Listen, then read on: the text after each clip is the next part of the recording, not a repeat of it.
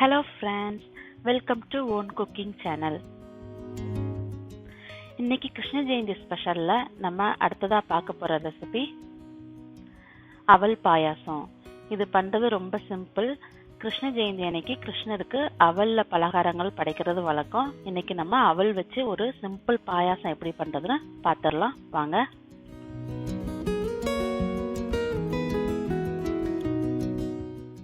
அதுக்கு தேவையான பொருள் இதெல்லாம் தான் தேவை. 2 டேபிள் ஸ்பூன் கண்டென்ஸ்ட் மில்க் எடுத்துருக்கிறேன். 1 கப் அவல் எடுத்துருக்கேன். 1 கப்புக்கு 3 கப் பால் எடுத்துருக்கேன். கொஞ்சமாக தேங்காய், ஒரு 10 முந்திரி பருப்பு, ஒரு 10 கிஸ்மிஸ் பழம், 1 கப் அவலுக்கு 1 கப் துருவின வெல்லம் கரெக்டாக இருக்கும். 1 கப் அவலுங்கிறது இது 100 கிராம் அவல் எடுத்துருக்கிறேன். இப்போ நம்ம அவல் பாயாசம் எப்படி பண்ணுறதுன்னு பார்த்துடலாம். இப்போ ஒரு பேன் வச்சு அதில் 1 டேபிள் ஸ்பூன் நெய் விட்டுக்கிறேன். நெய் சூடானதும் சின்ன சின்னதாக கட் பண்ணி வச்சிருக்கிற முந்திரி பருப்பு சேர்த்து நல்லா ஃப்ரை பண்ணிக்கிறேன். இந்த அளவுக்கு ஃப்ரை ஆன உடனே குட்டி குட்டியாக கட் பண்ணி வச்சிருக்கிற தேங்காவையும் போட்டுக்கிறேன். தேங்காவோட ஃப்ளேவர் சூப்பராக இருக்கும், சாப்பிட்றதுக்கு நல்லா இருக்கும். இது வேண்டானா இதை ஸ்கிப் பண்ணிக்கலாம். இப்போ கொஞ்சம் கிஸ்மிஸ் பழம் சேர்த்துக்கிறேன். இது நல்லா பலூன் மாதிரி வர்ற வரைக்கும் ஃப்ரை பண்ணி எடுத்துக்கோங்க.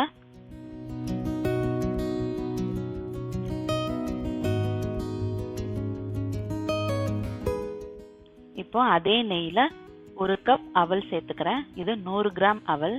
நான் வெள்ளை அவல் சேர்த்துக்கிறேன். உங்ககிட்ட என்ன அவல் இருக்கோ அதை நீங்கள் சேர்த்து நல்லா ஃப்ரை பண்ணிக்கணும்.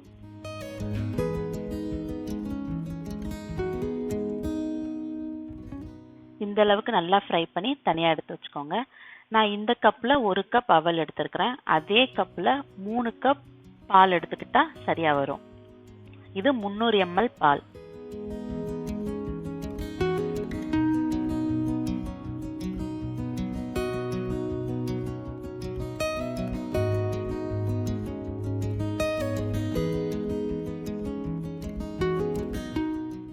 இந்த அளவுக்கு பால் நல்லா பொங்கி ரெடி ஆன உடனே நம்ம ஆல்ரெடி ஃப்ரை பண்ணி வச்ச அவல் சேர்த்து இந்த பாலில் நல்லா வேக வைக்கணும். அவல் வேகிறதுக்கு ஒரு 3-4 நிமிஷம் தான் ஆகும், டக்குன்னு வெந்துடும். இந்த அவல் வேகிற டைமில் இன்னொரு அடுப்பில் ஒரு பாத்திரத்தை வச்சு நம்ம துருவி வச்சிருக்கிற 1 கப் வெல்லம் சேர்த்துக்கிறேன். 1 கப் வெல்லத்துக்கு 1/4 கப் தண்ணி மட்டும் சேர்த்தா போதும். இது நமக்கு பாகு மாதிரி வரணும்னு அவசியம் கிடையாது. ஜஸ்ட் அந்த வெல்லம் அந்த தண்ணியில் கரைஞ்சா போதும். ஏன்னா அந்த வெல்லத்தில் நமக்கு நிறைய தூசி இருக்கும். இந்த மாதிரி செஞ்சு அதை வடிகட்டி நம்ம பாயாசத்தில் சேர்த்துடலாம்.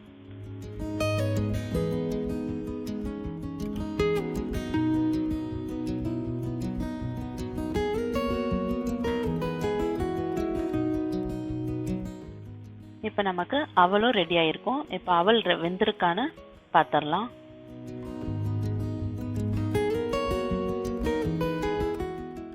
அவல் நல்லா வெந்துட்டு இந்த டைம்ல ஒரு 1/4 டீஸ்பூன் ஏலக்காய் தூள் சேர்த்துக்கிறேன்.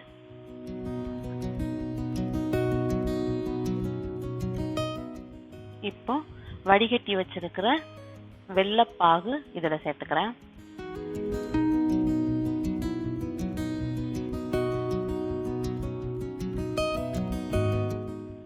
இப்போ கண்டென்ஸ்ட் மில்க் 2 டேபிள் ஸ்பூன் சேர்த்துக்கிறேன். இது ஆப்ஷனல் தான். இது சேர்த்தோம் அப்படின்னா பாயாசம் நல்லா க்ரீமியாக ரொம்ப டேஸ்டாக இருக்கும்.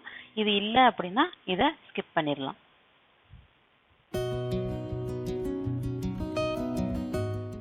இப்போ நெய்யில் நம்ம ஃப்ரை பண்ணி வச்ச முந்திரி பருப்பு, அந்த தேங்காய், கிஸ்மிஸ் பழம் எல்லாத்தையும் சேர்த்துடலாம். இப்போ நமக்கு ரொம்பவுமே சிம்பிளான, அதுவும் ரொம்ப டேஸ்டான அவல் பாயாசம் ரெடி ஆயிட்டு இப்போ நான் ஒரு கப்பில் சர்வ் பண்ணிக்கிறேன். அந்த தேங்காவோட ஃப்ளேவர் சூப்பராக இருக்கும். அது நெய்யில் ரோஸ்ட் பண்ணி நல்லா கிறிஸ்பியாக இருக்கும். நம்ம பாயாசம் சாப்பிடும்போது அது நல்லா க்ரன்ச்சியாக ரொம்ப சூப்பராக இருக்கும். கட்டாயமாக நீங்களும் இந்த கிருஷ்ண ஜெயந்திக்கு வீட்டில் ட்ரை பண்ணி பாருங்கள். ட்ரை பண்ணி பார்த்துட்டு உங்கள் ஃபீட்பேக்கை எனக்கு மறக்காமல் கமெண்ட் பண்ணுங்கள். ஓன் குக்கிங் சேனல் உங்களுக்கு ரொம்ப பிடிச்சிருந்தா சப்ஸ்கிரைப் பண்ணிக்கோங்க. பக்கத்தில் இருக்கிற பெல் பட்டனையும் கிளிக் பண்ணிக்கோங்க. உங்கள் ஃப்ரெண்ட்ஸ் அண்ட் ஃபேமிலிக்கு ஷேர் பண்ணிக்கோங்க. ஓகே ஃப்ரெண்ட்ஸ், நெக்ஸ்ட் ஒரு இன்ட்ரெஸ்டிங்கான ரெசிபியோட நான் உங்களை மீட் பண்ணுறேன். அது வரைக்கும் பாய்.